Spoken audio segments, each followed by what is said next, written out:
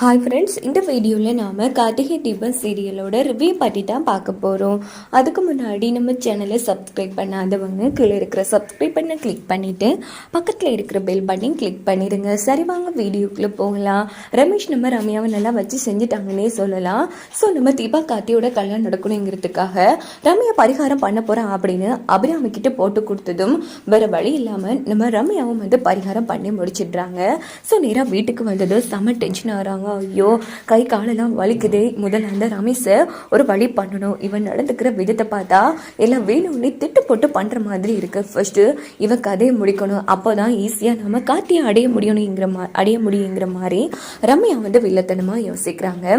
இதே டைம் வந்து நம்ம ரம்யா வந்து நடந்த எல்லா விஷயத்தையும் ரியா கிட்ட சொன்னதும் ரியா அதிர்ச்சி ஆறாங்க. என்ன இவன் இப்படி பண்ணிட்டு இருக்கான், இதெல்லாம் சும்மா விடக்கூடாது ரம்யா, நல்லா யோசிச்சு பாரு, எந்த ஒரு பிரச்சனை வந்தாலும் நல்லா உன்னை செஞ்சுட்டு இருக்கான். இங்க பாரு, எனக்கு என்னமோ அவனும் அந்த கார்த்தியோட ஆளா இருக்கும்னு சந்தேகமா இருக்கு அப்படின்னது. சேச்சே, வாய்ப்பே இல்லை ரியா, அவன் வேற கேரக்டர், கண்டிப்பா அவன் எல்லாம் கார்த்தியோட ஃப்ரெண்டா இருக்கவே முடியாது, பைத்தியம் அப்படின்னு ரம்யா வந்து தட்டிட்டு இருக்காங்க. சரி, அவன் யாரா வேணும்னாலும் இருந்துட்டு போகட்டும், ஆனா கண்டிப்பா உனக்கும் கார்த்திக்கும் நடக்கிற கல்யாணத்துக்கு அவன் இடைஞ்சலா இருப்பானோடு எனக்கு பயமா இருக்கு.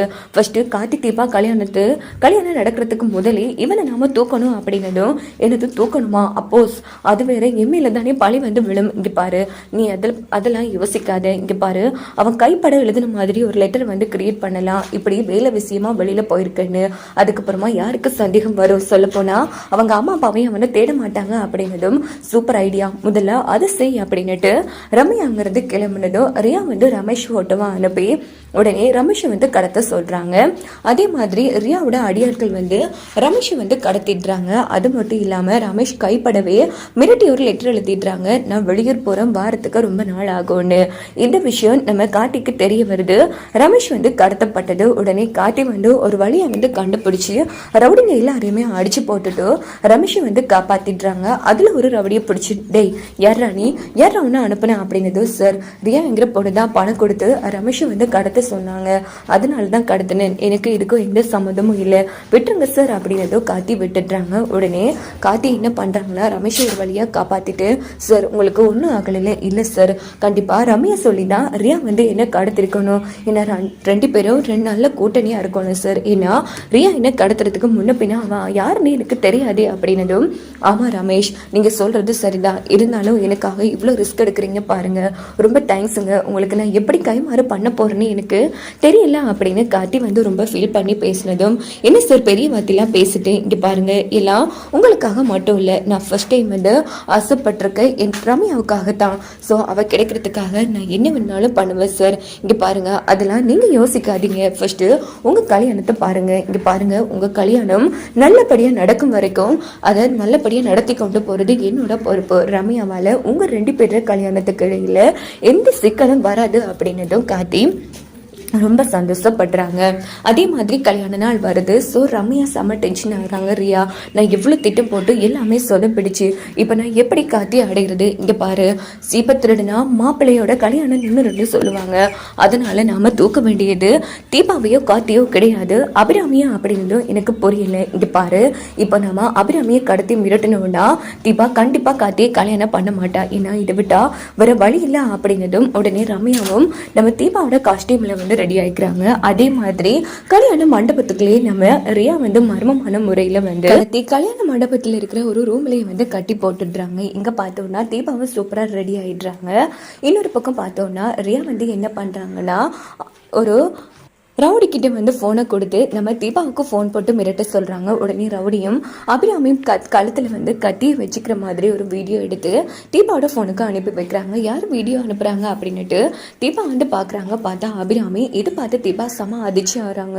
ஐயோ அத்தா அப்படின்னு சொல்லிட்டு உடனே அந்த நம்பருக்கு ஃபோன் போட்டு, யாரா நீங்க, என்னடா பண்றீங்க, யார்த்தையே விடுங்கடா அப்படின்னு சொன்னதும், இங்க பாரு, இப்போ உங்க கூட பேசுறதுக்கு டைம் இல்லை, இன்னும் கொஞ்ச நேரத்தால முகூர்த்த டைம் வந்துடும், நீ கார்த்தி பக்கத்துல உட்காருவா, ஆனா அந்த கார்த்தி உன் கழுத்துல தாடி கட்டக்கூடாது, நீ கார்த்தியை கல்யாணம் பண்ணவே கூடாது அப்படின்னதும் தீபா வந்து அதிர்ச்சி ஆகுறாங்க. உடனே தீபா யோசிச்சு பார்க்குறாங்க, நம்ம ஐஸ்வர்யா சொன்னதை உன் கழுத்தில் தாலி ஏறினா அடுத்த நொடியே அபிராமி அத்தையோட உயிர் போகுங்கிறத. ஸோ இதை நினச்சி பார்த்துட்டு தீபா ரொம்ப ஃபீல் பண்ணி அழ ஆரம்பிக்கிறாங்க. அப்படின்னா யோசிர் வந்து என் அம்மா அப்பா கிட்ட உண்மையை தான் சொல்லியிருக்காங்க, ஆனால் நான் பாதிக்கப்படக்கூடாதுங்கிறதுக்காகத்தான் அம்மா அப்பா அத்தையெல்லாம் இந்த உண்மையை மூடி மறைச்சிருக்காங்க. ஐயோ என்னால் என் அத்தை உயிர் போகக்கூடாது அப்படின்னுட்டு. இங்கே பாரு, இப்போ என்ன, நான் கார்த்தியை வந்து கல்யாணம் பண்ணக்கூடாது அவ்வளவுதானே? ஆமா பரவாயில்லையே, ஈஸியா கெச் பண்ணிட்டேன். இங்க பாரு, இன்னும் கொஞ்ச நேரத்தால முகூர்த்த நேரம் முடிச்சிடும். அது வரைக்கும் நீ உன் ரூம்லயே இருக்கணும். எக்காரணத்தை கொண்டு ரூமை விட்டு வெளியில போகவே கூடாது. இங்க பாரு, இப்பவும் சொல்றேன் கேட்டுக்கோ. உன் கழுத்துல தாலி ஏறினா அடுத்த நொடியே உன் அத்தை உயிர் அவங்க உடம்பு விட்டு போயிடும் அப்படின்னுட்டு போனை வந்து கட் பண்ணது தீபா. மறுபடியும் அந்த போனுக்கு ட்ரை பண்றாங்க, ஆனா அவங்க போன் எடுக்கவே இல்லை. ஸோ தீபா வந்து பயங்கரமா அழுதுட்டு இருக்காங்க.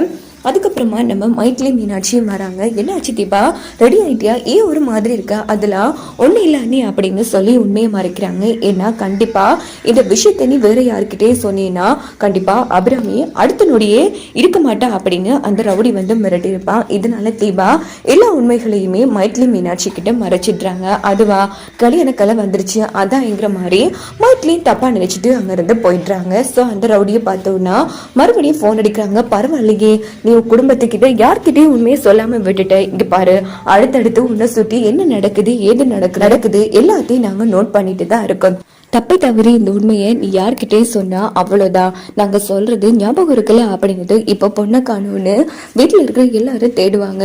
அப்போ என்ன, எப்படியும் நான் எங்க இருக்குன்னு கண்டுபிடிச்சா என்ன பண்றது அப்படின்னு தீபா கேட்டதும் அதை பத்தி நீ கவலைப்படாத. இங்க பாரு, கண்டிப்பா உன் புருஷன் வேற ஒரு பொண்ணு கழுத்துல தாலி கட்டுவான். அதனால கண்டிப்பா எல்லாரும் நீ என்ன நினைச்சு ஒன்னு தேடாமலே விட்டுருவாங்க. உன் புருஷன் அந்த பொண்ணு கழுத்துல தாலி கட்டும் வரைக்கும் நீ ரூம்லயே அடைஞ்சு கிடந்துக்கும் அப்படின்னதும் தீபா வந்து சம அதிர்ச்சி. அது எப்படி என் புருஷன் இன்னொரு பொண்ணு கழுத்துல தாலி கட்டுறத நான் அனுமதிக்க முடியும்? இங்க பாருங்க, அது நடக்கவே நடக்காது அப்படின்னதும் சரி இரு, உன் அத்தை கதையை முடிச்சிடுறான் அப்படின்னதும் இல்ல அத்தை எதுவும் பண்ணிடாதீங்க. இப்போ என்ன, நான் ரூமை விட்டு வெளியில போக கூடாது அவ்வளவுதானே? சரி, நான் ரூம்லயே இருந்துடுறேன், என் அத்தையே எதுவும் பண்ண வேணாம் அப்படின்னதும் உடனே நம்ம ரியாவும் வந்து போனை கட் பண்ண சொன்னதும் ரவுடி வந்து போனை கட் பண்ணிடுறான்.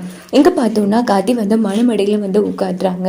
இன்னொரு பக்கம் பார்த்தோம்னா நம்ம ரம்யா வந்து தீபா போல ரெடி ஆகிட்டு முக்காடு போட்டுட்டும் வெளியில வந்து நின்றதும் உடனே மைட்லி மீனாட்சி, என்ன தீபா இவ்வளோ ஆர்வமா உனக்கு? சரி வா போகலாம், எதுக்கு முக்காடு போட்டிருக்க அப்படின்னதும் சாமியார் தான் போட சொன்னாங்க அப்படின்னு ஏதேதோ சொல்லி ரம்யா தீபா குரல் மூலமா சமாளிச்சிடுறாங்க. அதுக்கப்புறமா ரம்யாவும் நம்ம மீனாட்சி மைட்லியும் சேர்ந்து ரம்யாவை கார்த்தி பக்கத்துல உட்கார வைக்கிறாங்க. இங்க பார்த்தோம்னா ரமேஷ் வந்து ரம்யாவை சைட் அடிக்கணுங்கிறதுக்காக அங்கேயும் இங்கேயும் தேடிட்டு இருக்காங்க. பார்த்தா ரம்யா வந்து காணோம். இன்னொரு பக்கம் ரம்யா செம்ம ஹாப்பியா இருக்காங்க. அப்போ கார்த்தி வந்து, என்னங்க மறுபடியும் முக்காடா? இதனாலதான் பெரிய போர்க்களுமே நடந்துச்சு ஞாபகம் இருக்கா அப்படின்னதும் அது சாமியார் தாங்க இது ஒரு பரிகாரம்னு சொன்னாங்க, அதனாலதான் முக்காடு போட்டிருக்க அப்படின்னு ரம்யா தீபா குரல்ல பேசினதும் கார்த்திக்கு வந்து சந்தேகமாவே இருக்கு. என்ன இது, கண்டிப்பா இது தீபாவா இருக்க வாய்ப்பு இல்லை, யாரா இருக்கும் அப்படின்னு நோட் பண்றாங்க. ஆல்ரெடி நம்ம ரம்யா வந்து ஒரு டேப்லெட்டை வந்து போட்டோ பிடிக்கும் போது அவங்க ரிங்கை வந்து கார்த்தி வந்து கவனிச்சிருப்பாங்க. அதே ரிங்கை தான் ரம்யா வந்து போட்டிருக்காங்க. ஆனா தீபா வந்து போட்டிருக்கிறது நம்ம கார்த்தியோட நேம் அடிச்ச ரிங். ஸோ அந்த ரிங் நம்ம ரம்யா கையில இல்ல, அதனால கார்த்தி ஈஸியா வந்து கெஸ் பண்ணிடுறாங்க தனக்கு பக்கத்துல இருக்கிறது ரம்யான்னு. உடனே தூரத்துல நிக்கிற ரமேஷை வந்து கண்ணை காமிச்சு கூப்பிட்டதும் உடனே ரமேஷ் நம்ம கார்த்தி பக்கத்துல இருக்காங்க. இங்க பாருங்க ரமேஷ், இந்த கல்யாணம் நடக்கும் வரைக்கும் பக்கத்துல இருங்க அப்படிங்கிறது. என்ன ஆச்சு சார், இது பிரச்சனையா அப்படின்னு ரமேஷ் கேட்குறாங்க. ஆமா அப்படின்னுட்டு கார்த்தி வந்து முக்காடு போட்டு தனக்கு பக்கத்துல இருக்கிறது ரம்யாங்கிற விஷயத்த சொன்னதும் ரமேஷ் செம அதிர்ச்சி ஆறாங்க. சார் அப்படின்னா தீபா சிஸ்டர் எங்க சார், என்ன ஆச்சு அவங்களுக்கு அப்படின்னும் போதும் இங்க பாருங்க, ஐயர் வந்து மந்திரம் சொல்றதுக்குள்ள எப்படியாச்சும் தீபாவை கண்டுபிடிச்சு கொண்டு வாங்க, கண்டிப்பா தீபா கோல்ல தான் இருக்கணும் அப்படிங்கிறது. என்ன சார் சொல்றீங்க, எப்படி சார் நான் கண்டுபிடிக்கிறது அப்படின்னதும் உடனே நம்ம கார்த்தி வந்து, இங்க பாருங்க இந்த கோல்ல வந்து யாருக்கும் தெரியாத அளவுக்கு தான் நான் சிசிடிவி ஃபுட்டேஜ் வந்து ஃபிக்ஸ் பண்ணி வச்சிருக்கேன், அதனால நான் சொல்ற ரூம்ல போய் பாருங்க எல்லாமே இருக்கும், யாரும் உள்ள வந்து என்ன நடந்திருக்குன்னு கொஞ்சம் செக் பண்ணி சொல்லுங்க அப்படின்னதும் ரமேஷும் வந்து நேரா அந்த ரூம்ல போய் செக் பண்றாங்க. பார்த்தா கொஞ்சம் ரவுடிங்க வந்து அபிராமியை தூக்கிட்டு போகிறத பார்த்துடுறாங்க. அதே மாதிரி தீபா வந்து அவங்க ரூமில் பதட்டமாக இருக்கிறதையும் பார்த்துட்டு வந்து விஷயத்த சொல்கிறாங்க. அப்படின்னா அம்மாவை கடத்திருக்காங்களா? ஆமாம் அப்படின்னதும் உடனே காட்டி என்ன பண்ணுறாங்கன்னா, ஐயா ஒரு நிமிஷம் அப்படின்னதும், இங்கே பாருங்க தம்பி, மாப்பிள்ளை உட்கார்ந்தது எழும்பவே கூடாது அப்படின்னது. சார் இதுக்கெல்லாம் எதுக்கு, நான் பார்த்துக்கிறேன், நீங்கள் ரிலாக்ஸாக இருங்க, நீங்கள் தாலி கட்ட போகிறது கண்டிப்பாக தீபா சிஸ்டர் கழுத்தில் தான் அப்படின்னுட்டு ரமேஷ் என்ன பண்ணுறாங்கன்னா நேராக ஓடி போய் ரவுடிங்லாம் அடிடின்னு அடித்து அபிராமியை வந்து காப்பாற்றிடுறாங்க. இன்னொரு பக்கம் நேராக தீபாவோட ரூம் கதவை திறந்து, சிஸ்டர் வாங்க சிஸ்டர் அப்படின்னதும், அதை உங்களுக்கு ஒன்றும் ஆகலைல்ல அப்படின்னு தீபா வந்து கத்துறாங்க. இல்லைம்மா எனக்கு ஒன்றும் ஆகலவா, முகூர்த்த நேரம் முடிகிறதுக்குள்ள தீபா நீ வாமா அப்படின்னு கூட்டிட்டு வராங்க. இன்னொரு பக்கம் நம்ம ரமேஷ் வந்து இங்கே பாருங்கம்மா, ஃபர்ஸ்ட்டு தண்ணி குடிங்க, முகூர்த்த நேரத்துக்கு டைம் இருக்குது, தண்ணி குடிங்க அப்படின்னதும் அபிராமிக்கு வந்து தீபா தண்ணியெல்லாம் கொடுத்துட்ருக்காங்க. உடனே ரமேஷ் கீழே ஓடி வந்து அபிராமியை காப்பாற்றின விஷயத்த கார்த்திக்கிட்ட சொன்னதும் கார்த்தி ரொம்ப சந்தோஷப்படுறாங்க. இங்கே பார்த்தோன்னா ஐயர் வந்து கார்த்திக்கிட்ட தாலியை கொடுத்து பொண்ணு கழுத்தில் கட்டுங்க அப்படின்னதும், சரியா பொண்ணு கழுத்தில் தாலியும் கட்டுப்படுறது ரம்யா செம்ம ஹாப்பியாக இருக்காங்க. பார்த்தா நம்ம ரம்யா கழுத்தில் தாலி கட்டினது கார்த்தி இல்லை ரமேஷ். இதை பார்த்து ரம்யா செம்மையாக அதிர்ச்சி ஆகுவாங்க.